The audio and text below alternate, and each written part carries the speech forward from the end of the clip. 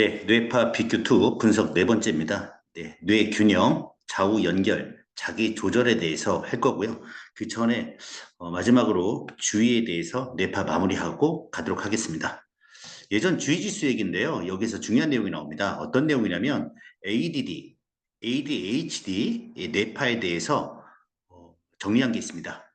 그때 정리한 게 어떤 것을 보냐면 세 가지를 보는데요. 세 가지 내용, 비율과 긴장도와 산만도를 봤습니다. 비율은 세타파 대 SM알파의 비율이었고요. 긴장도는 델타파였습니다. 산만도는 고베타파였습니다. 네, 육체적 긴장이었고 육체가 델타파였고 정신산만, 네, 정신은 고베타파로 봤습니다. 그래서 비율이 높고 비율이라는 것은 세타파 대 SM알파의 비율이죠. 그러니까 2대 1이 정상 아닙니까? 3대 1. 근데 4대 1, 5대 1, 6대 1이 이렇게 세타파가 높아질수록 비율이 높고 긴장도가 높으면 ADD. 비율이 높고 긴장도가 그다음에 산만도가 높으면 ADHD. 또 비율이 낮고 긴장도와 산만도가 높으면 ADHD. 그래서 긴장도와 산만도가 높으면 ADHD적 성향이 많고요. 여기 긴장도만 있으면 ADD 이렇게 정리하시면 되겠습니다. 네. 그래서 정리해 보겠습니다. 비율이 세타파 대 SMR 비율이었고 긴장도는 델타파, 산만도는 세타파, ADD 비율이 높고 긴장도만 높다. ADHD 비율이 높거나 낮거나 긴장도와 산만도는 둘 다 높습니다. 그 다음 과잉 행동이 있습니다. 여러분 우리 주의에 들어가면 과잉 행동이 있는데 과잉 행동은 높은 베타파와 낮은 알파파 요게 문제인 거죠. 그래서 제가 드리고 싶은 말씀은 뭐 ADD든 ADHD든 자폐아든 뭐 불면증이든 어떤 특정 뇌파만 갖고 이 뇌파가 이러면 어떤 증상이다. 이거보다는 전부 우리의 뇌파, 델타파부터 고베타파까지를 다 같이 보셔서 판단하는 게 더 정확하게 보는 것 같다라는 생각이 듭니다.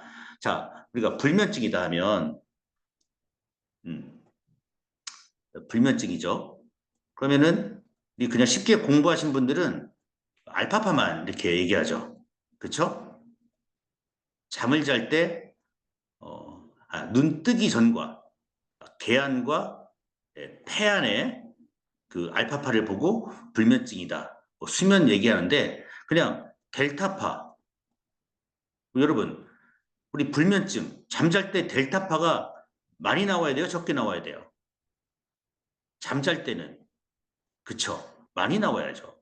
세타파도 나와야죠. 그쵸? 잠잘 때 이 잠자는 뇌파니까요. 그쵸? 그다음에 알파파, SMR, 저베타, 고베타파는 잠잘 때 안 나와야죠. 그러면 잠자기 전에는 어떤 뇌파가 나야 합니까? 잠자기 전에는 알파파나 세타파나 이런 이게 안정적이거나 잠자는 뇌파가 나와야죠. 근데 SMR파나 고베타가 나오면 잘 못 자게 되죠. 그래서 전체적으로 어떤 증상에 대해서 어떤 뇌파가 많이 나오고 나오지 말아야 하고를 전체적으로 보시라는 얘기입니다. 네, 이해되시죠? 네. 다음 저번에 말씀드렸던 자폐아 4개월 만에 정상 뇌파입니다. 다시 한번 정리하면 얘가 이제 2008년생인데 네, 2008년생입니다. 그러니까 나이를 먼저 봐야 하고 네, 그다음에 뭘 봅니까? 예, 기초율동 보고 그다음에 1, 2, 3번 2D 스펙트럼을 보면서 전체적으로 이 뇌파에 대해서 어떻게 내가 분석을 할 것인가 이렇게 정을 하는 겁니다, 여러분. 네, 요 숫자만 갖고 10Hz 건강하다 하지 말고 2D 스펙트럼에서 10Hz를 확인하라는 거죠. 근데 여기도 뭐 이런 이름이 나오지만 결국 델타 세타파가 상당히 세기 때문에 그쵸? 요 10Hz는 능력을 발휘할 수가 없다. 그래서 요 2D 스펙트럼 같이 상대적으로 뇌파를 보라는 얘기였습니다. 네, 주의 뇌파에 대해서 봤고요. 그 다음에 오늘 뇌균형과 좌우 연결 보도록 하겠습니다. 뇌균형과 좌우 연결. 뇌균형입니다. 잔해와 운의 균형 상태를 나타내는 지수값이고요. 예, 라우는 원시뇌파입니다. 네, 원시뇌파. 아주 기초적인 전기 신호를 측정한 겁니다. 네, 네. 원시뇌파는 일반적으로 가장 기초적인 원시적인 형태의 뇌파를 의미합니다. 이거를 뿌리에 변한 시간, 공간 도메인에서 신호를 주파수 도메인으로 분석하는 수학적 기법인데요. 주파수 도메인, 어떤 신호를 어떤 주파수 성분으로 구성되어 있는지를 보여줍니다. 그래서 이 원시적인 형태의 뇌파를 이게 이제 원시 뇌파고요. 이렇게 뿌리에 변환해서 각 주파수대로 델타, 세타, 알파, SMR, 저베타, 고베타파로 나눠지는 것. 이게 이제 밴드, 여기서 얘기하는 밴드가 되겠습니다. 네. 제가 사진 하나 준비했는데 이게 이제 원시뇌파입니다. 네. 네. 이런 파형을 여기 우리가 이게 여기 보이시죠? 어떤 빛이 들어갑니다. 그러면 여기 이제 스펙트럼을 통해서 여러 가지 색깔로 나눠지게 되죠. 마찬가지로 원시뇌파가 쫙 들어가면 여기 뿌리의 변화를 통해서 각 뇌파 파형대로 이렇게 델타, 세타, 알파, SMR, 저베타, 고베타, 감마파로 나눠진다는 거죠. 네. 그래서 이게 원시, 이게 밴드뇌파 이렇게 확인하시면 되겠습니다. 그래서 원시뇌파의 자뇌와 운의 균형 상태를 나타내고 양의 값이면 운해가, 음의 값이면 자뇌가 강한 겁니다. 그래서 이분은 우측에 있으니까 양의 값이니까 운해가 강하구나. 운해가 강하면 어떤 증상이 생깁니까? 챗 GPT나 인공지능에 물어보시면 됩니다. 네. 밴드는 델타, 세타, 알파, 베타, 감마파의 자운의 균형 상태를 나타내는 것이고요. 총 점수는 100점 만점으로 계산한 것입니다. 80점 이상이면 균형이 잡힌 거고요. 네, 이 수치가 낮으면 정서와 행동 등의 경향성이 높아진다 보시면 되겠습니다. 그래서 뇌 균형 상태에서 좌우 세기, 그 다음에 밴드에서 마이너스 20이 닿으면 어떤 특정 밴드, 특정 파에서 상당한 차이가 난 거 있으니까 이때는 브레인 맵으로 여러분들이 확인하시면 됩니다. 네, 브레인 맵에서 어떤 특정 뇌파가 상당히 왼쪽으로 이렇게 나왔는지, 좌뇌가 강하게 나왔는지 보시면 됩니다. 그래서 이렇게 원시 뇌파 쪽으로 먼저 기초를 잡으십시오. 이분은 우뇌가 세다, 좌뇌가 세다. 그 다음에 뇌균형 밴드에서 이렇게 차이가 났을 경우에는 특정 뇌파를 문제가 특정 뇌파에서 차이가 나는 건데 이거는 브레인 맵에서 좌우를 보시면 되겠습니다. 다음 좌우 연결 보겠습니다. 좌우 연결은 연결성과 상호 협력성을 보는 겁니다. 연결성과 상호 협력성. 상관성은 특정 시간에 좌뇌와 우뇌의 상관성을 보여줍니다. 특정 시간에 좌우 연결, 상호 협력이 잘 되고 있냐. 특정 시간에. 일관성은 코헤런스라고 하는데 동시성이죠. 특정 주파수에서 좌뇌, 우뇌의 일관성을 보여줍니다. 특정 주파수가 좌뇌, 우뇌가 잘 맞춰지고 있는지, 잘 나오고 있는지를 보여주는 겁니다. 종합점수는 60점 이상으로 괜찮습니다. 네, 괜찮은 거죠. 좀 더 깊이 한번 들어가 보겠습니다. 네. 만약에 이제 뇌 균형이 깨졌을 때 어떤 문제가 생기느냐? 여러분, 뇌 균형이 깨지면 뇌 균형이 한쪽으로 치우쳐 있다. 그러면은 인지 기능이 저하됩니다. 인지 기능. 네. 그 다음에 정서. 네. 인지에서는 기억력 감퇴라든가 집중력 저하, 판단력, 의사결정 능력, 정서는 우울이나 불안, 기분 변화가 생기는 거고요. 그 다음에 신체적 증상. 이게 내적인 거라면 이게 외적인 거죠. 그래서 여러분들이 그냥 뇌균형이 깨졌다, 뇌에 문제가 생겼다 했을 때는 결국은 인지, 정서, 행동 이렇게 가게 됩니다. 인지와 정서. 그 다음 이게 뭐 밖으로 드러나면 행동. 그 행동을 주변에서 보겠죠. 그러면 이제 사회적 상호작용이란 말 씁니다. 사회적 상호작용이란 말 써서 요총 4가지는 공통적으로 인공지능이든 아니면 논문에서 어떤 문제가 생겼다 하면 요 4가지로 설명을 합니다. 인지의 문제냐, 정서의 문제냐, 행동의 문제냐, 행동의 문제를 통해서 요 3가지 문제를 통해서 사회적 상호작용까지 문제가 간다. 네. 행동이란 말이 나왔고요. 그 다음에 감각, 경련, 자율신경계 이상. 한번 읽어보겠습니다. 뇌균이 깨지면 이제 인지기능 저하가 오게 되고 정서의 기분 변화가 오게 되고 신체적 증상, 두통이나 어지럼이나 수면 장애가 생길 수 있고요. 행동 변화로 이제 과잉 행동 한쪽으로, 그다음에 사회적 위축, 네, 충동적 행동이 나타날 수 있습니다. 감각 및 운동 기능 저하, 네, 감각이 둔화되고 운동 기능이 저하되고 말하기 어렵게 되고요. 경련 및 발작, 뇌의 전기적 불균형으로 인해 간질 발작이나 경련 증상이 나타날 수 있습니다. 자율신경계 이상으로 소화장애나 예, 속쓰림, 구역질, 심박수련화 뭐 이런 게 나타날 수 있습니다. 네, 많죠. 네, 전부 뇌의 문제인 것 같습니다. 네. 좌측의 세기가 강할 때, 뇌 균형에서. 그러면은, 좌뇌의 기능이 있고, 우뇌의 기능이 있지 않습니까? 예, 그럼 여러분들이 좌뇌의 기능, 우뇌의 기능만 공부해서 딱 좌측 이쪽의 기능이 세지겠구나. 우측이면 우측의 기능이 좀 더 강화되어 있구나. 이렇게 되는 겁니다. 좌측이니까 논리적 사고 및 언어 기능이 강화되는 거죠. 그 다음 창의성 직관적 사고는 우측되니까 이건 좀 감소가 되겠죠. 네. 그다음 강박적 집착적 행동이라든가 사회적 상호작용이 어려움, 불안감, 스트레스 증가, 신체적 증상 이런 게 나타날 수 있다. 네.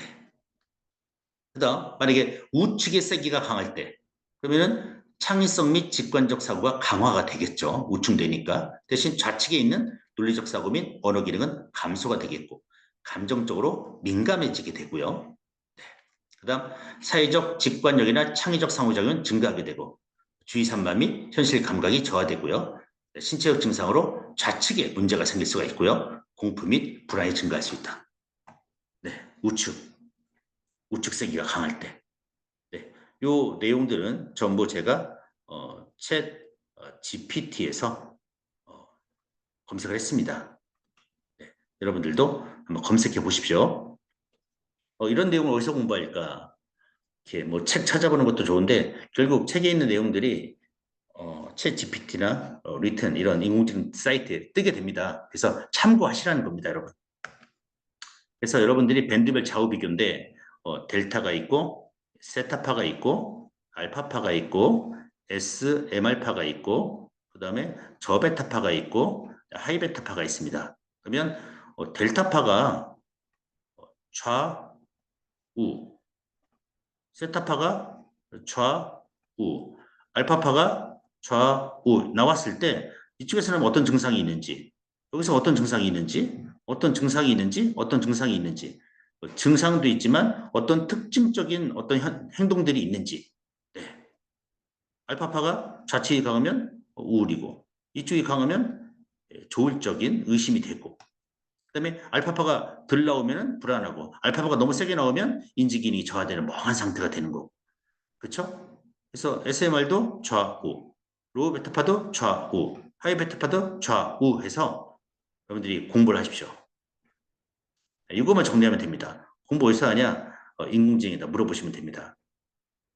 예. 하지만 인공지능이 전부 다 맞추는 건 아니기 때문에 가끔 실수를 할 수 있습니다. 그래서 항상 스터디 하시고 점검하시면 됩니다. 이 표만 딱 만들어지면 이게 브레인 맵이 됩니다. 브레인 맵. 브레인 맵을 볼 수가 있습니다. 네. 그 다음, 이제 좌우 연결입니다. 좌우 연결. 그럼 여러분들이 이제 상관성이 떨어지면 어떤 일이 생길까? 일관성이 떨어지면 어떤 일이 생길까? 이거 이제 궁금하시죠? 그러면 검색을 하시면 됩니다. 네. 인지적 문제가 생기고, 그렇죠? 정서적인 문제가 생기게 되고, 그렇죠? 주의 집중력 문제가 생기고 그 다음 운동, 행동, 그렇죠? 행동, 운동 이쪽 감각의 문제가 생기고 또 사회적 상호작용의 문제가 생기고 또 인지 문제가 생기고 공통점은 인지, 그렇죠? 그다음에 정서, 행동, 운동이라고 했고 감각이라고 했습니다. 감각. 그다음에 사회적 상호작용. 요 이제 네 가지가 주축이 되고 그다음에 이제 뭐 주의 집중력이라든가 의식, 예, 뭐 경련 이런 예, 중요한 포인트들이 이제 쭉 나열이 되는 겁니다. 그걸 잡으시고 여러분들이 설명을 해주시면 돼요. 상관성이 떨어지면 좌우내 간의 협응이 원활하지 않거나 불균형이 발생했을 때 어떤 일이 벌어지냐? 인지적 불균형. 좌뇌는 언어 처리, 논리적 사고, 수리적 계산을 하게 되는데 좌우 상성이 떨어지면 언어 표현이 부정확해지거나 논리적 사고에 어려움을 겪을 수 있다. 창의적 저하. 우뇌는 창의적 사고, 직관 예술 표현을 담당한다. 협응이 부족하면 창의력이 저하되고. 그러니까 결국 불균형이라는 것은 좌뇌의 능력도 잘 개발이 안 되고 우뇌의 능력도 잘 이렇게 설명하기가 표현하기가 어렵다는 거죠. 감정의 정서적 불안성, 감정 처리의 어려움. 우뇌는 감정 처리에 중요한 역할을 하는데 좌우뇌의 협응이 떨어지면 감정 이해나 표현이 어려움을 겪을 수 있고 불안정해진다. 그 다음에 공감 능력, 좌우 연결이 안 되면 타인의 감정을 읽고 공감 능력이 떨어지게 됩니다. 그 다음에 특정 작업에 집중한 능력이 또 떨어지고 주의 산만해지고 집중을 유지하는 데도 어려워지고 그다음 자네는 계획을 세우고 순차적으로 문제를 해결하는 데 능력을 담당합니다. 협응이 떨어지면 이런 기능이 약해져 계획적이지 못하거나 이를 체계적으로 수행하는 데 어려움이 생길 수 있습니다. 운동 기능, 신체의 좌우 운동이 비대칭으로 나타날 수 있다. 그래서 운동 주제를 어려워지거나 평형 감각에 문제가 생길 수 있고 공간인식 문제, 우뇌가 공간적 인식을 담당합니다. 그래서 좌우뇌 협응이 부족하면 공간인식 능력이 저하되거나 길을 찾거나 물체 간의 거리를 인식하는데 어려움을 겪을 수도 있습니다. 사회적 상호작용, 표정 몸짓들 인식하고 반응하는 능력이 떨어집니다.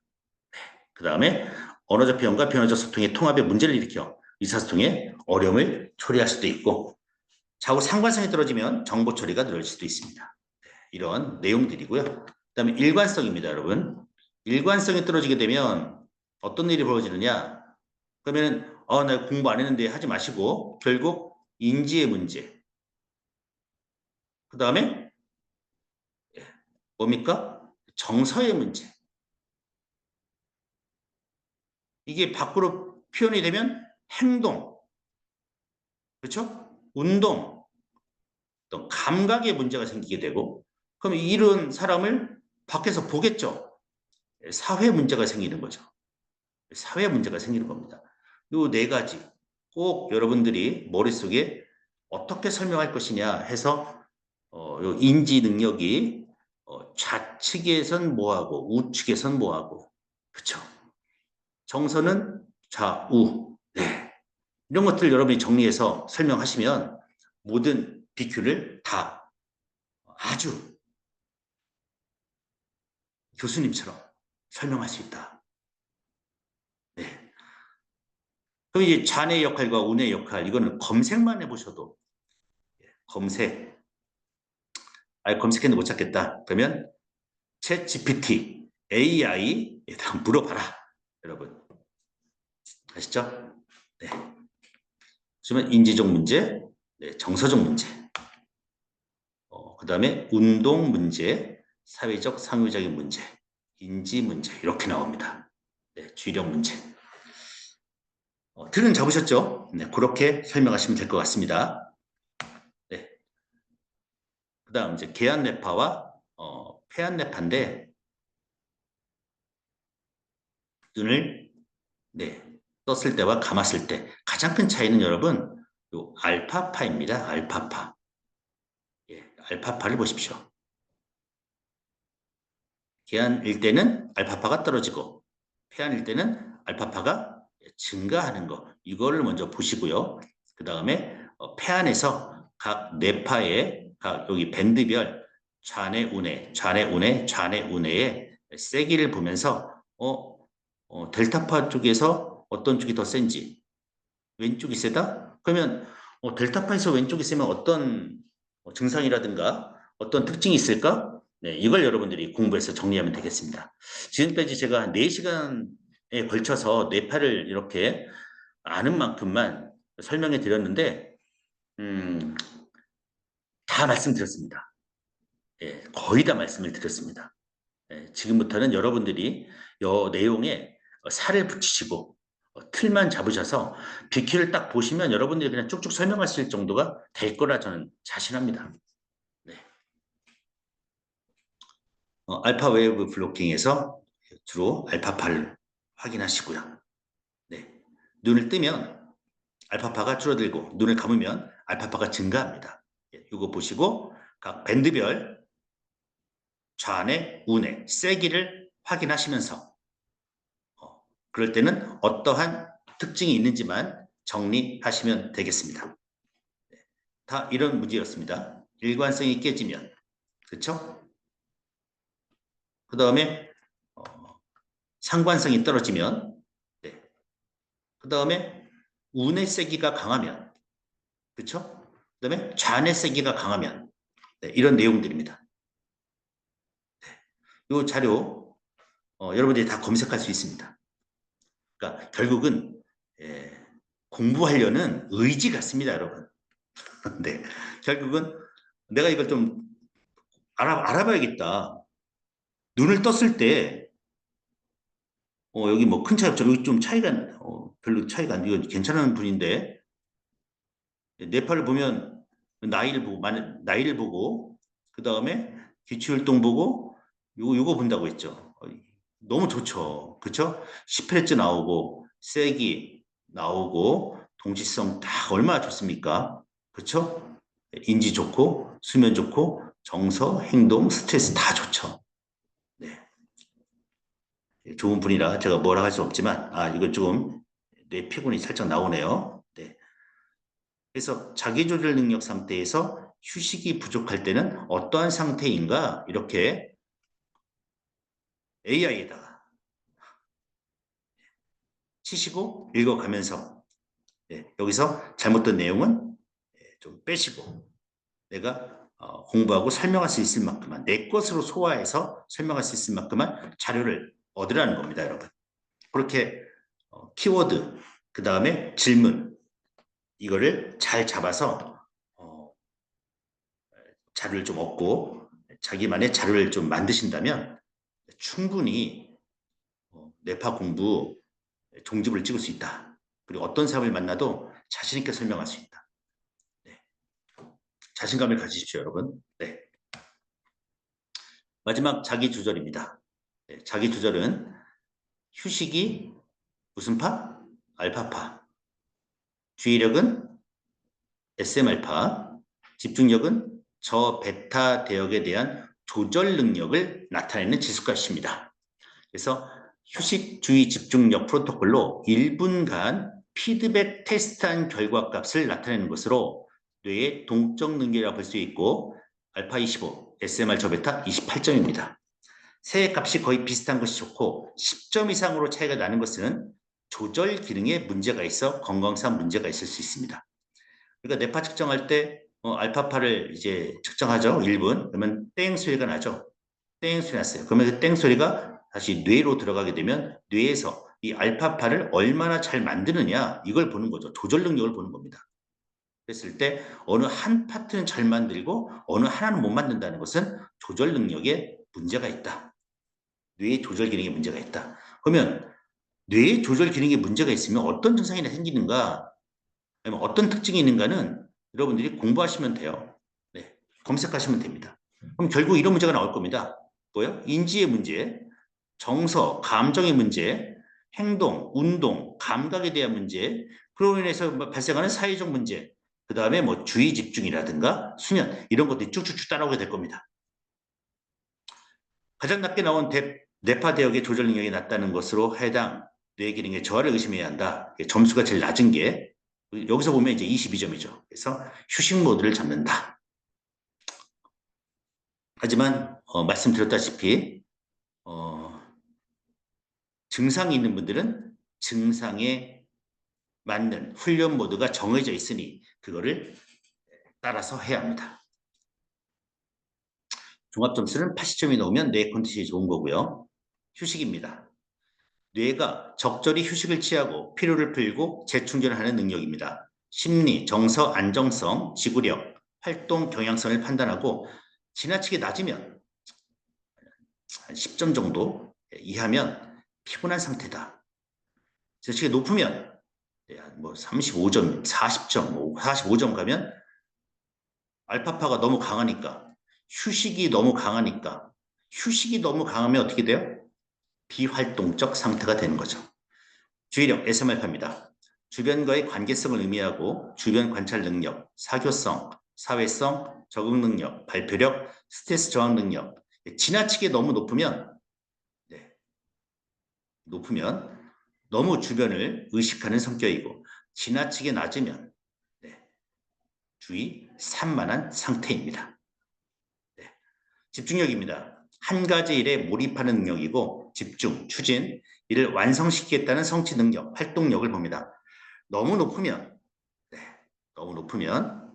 집착이 강하게 되고 너무 낮으면 쉽게 포기하고 추진력이 떨어지게 됩니다. 네, 이제 마지막까지 왔습니다. 네, 증상의 경증은 다른 집습가들에 비해 참고 수치로 활용 가능합니다. 중하면 좀 더 신중하게 생각하고 경험에 가까우면 낙관적으로 볼 수가 있습니다. 네, 경과 중으로 되어 있고요.